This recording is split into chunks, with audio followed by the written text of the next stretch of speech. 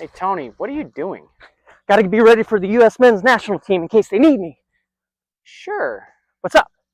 Oh, well, I was just wondering what rift and quartered means. Okay, let's go take a look. So let's take a look at the three basic grain patterns in hardwood lumber. The first kind we have here is plain sawn or cathedral grain lumber. You can tell from the arching on the surface that this arching pattern throughout the board is the cathedral grain or the plain sawn. From the end of the board, you'll see the growth rings are this way. So they typically come in an arching pattern from one side of the board to another. It's going to be more on this side of the board.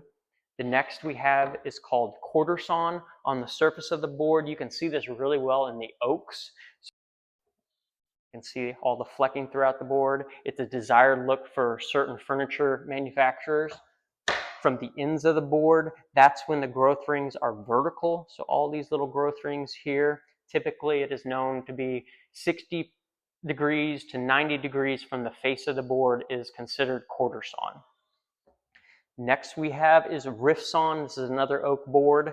You can see it has that straight grain, but there's not this massive flecking like you have in the quarter sawn. From the ends of the board, it's more of the 45-degree angle. So technically it's 30 to 60 degrees from the face of the board. Walnut is a unique animal because of its darkness, that this board here is rift and quartered. Actually, from the ends, if you look, it has that vertical growth ring pattern. It does not have that same flecking that it would have in this oak material here. So with walnut, there really is no distinguishing factor between rift and quartered. It is basically on the straightness of the grain. If it has a straight grain pattern, it is considered rift and quartered. Let's go take a look at some of the rift and quartered we have in our walnut stock. Hey Vince, can you grab a bundle of 8-quarter face and better rift walnut?